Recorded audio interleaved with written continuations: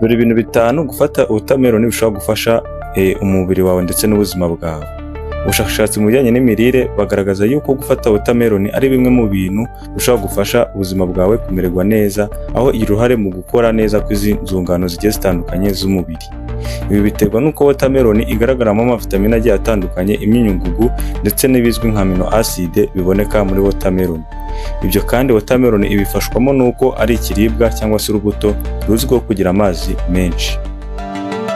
Ni mu gihe kandi abantu iyo tugiye ku isoko twirengagiza kuba twagura watermelon cyangwa se watermelon kuba twayishyira mu biribwa dufata ku meza, nyamara kandi ubushakashatsi mu bijyanye n'ibirire bagaragaza ko watermelon ifite umumaro ugiye utandukanye.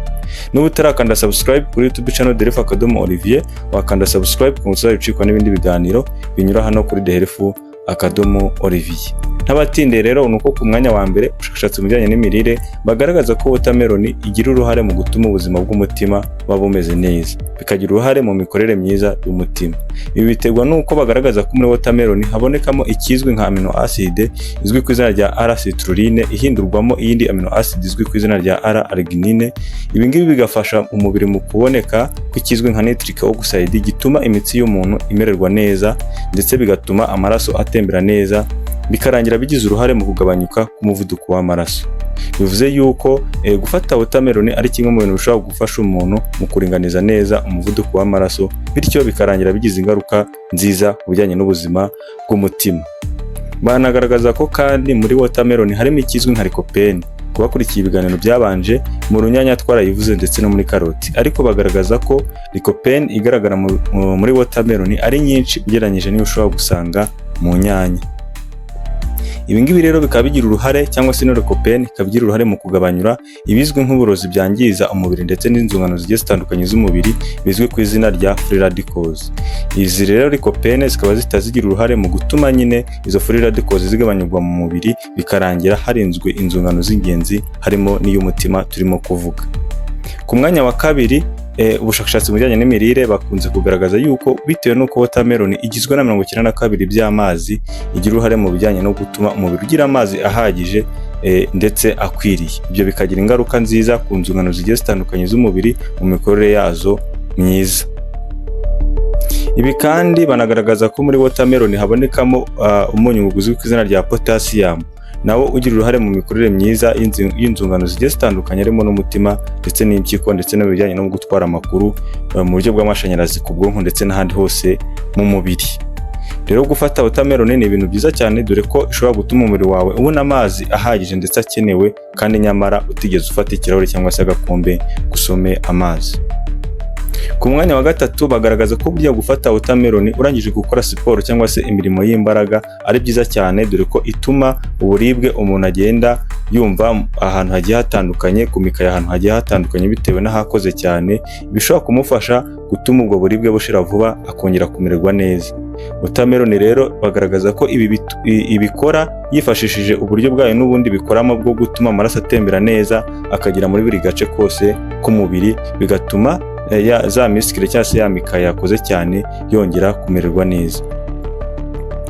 Ku mwanya wa kane bagaragaza ko watermelon igira uruhare mu mibereho myiza n'imimerere myiza y'uruhu ndetse n'amaso.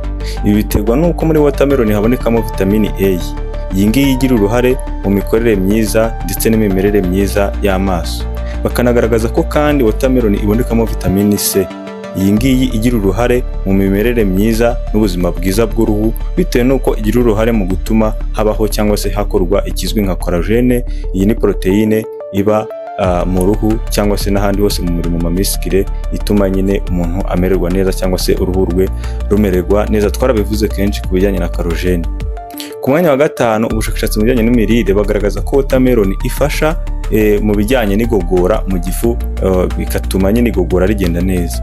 Bagaragaza ko nubwo watermelon igira ibizwi nka fiber twakunze kuvuga cyane mu bijyanye no kurinda constipation cyangwa se matwe mu kinyarwanda, ngo nubwo habonekamo fiber nkeya, ariko ngo n'ubundi irahagije mu gutuma ibijyanye n'igogora ndetse n'imigenderere myiza y'ibigenda mu mara, haba imyanda ndetse n'ibindi bigenda neza, bikaba byarinda kubaho ikizwi nk'impatwe. Bivuze ko gufata watermelon bitewe n'amazi abonekamo twabonye ko agize 92 bya watermelon ndetse n'ibi bikatsikatsi cyangwa se ibi bizwi nka fiber bishobora gutuma umuntu bijyanye n'igogora ndetse n'imimerere myiza yo mu mara bigumya kumera neza. Muri make rero nk'umwanzuro twafata tubonye ko watermelon ari ikiribwa cy'ingenzi, ari byiza ko twajya tugishyira mu biribwa dutegura ku meza. Tubonye yuko watermelon ifasha cyangwa se ibungabunga ubuzima bw'umutima. Tubonye ko watermelon ifasha mu bijyanye no kubungabunga ubuzima bw'amaso ndetse n'uruhu. Kandi tubonye ko watermelon ishobora gutuma amaraso atembera neza ndetse no gutuma imikaya yananiwe isubirana ubuzima bumeze neza.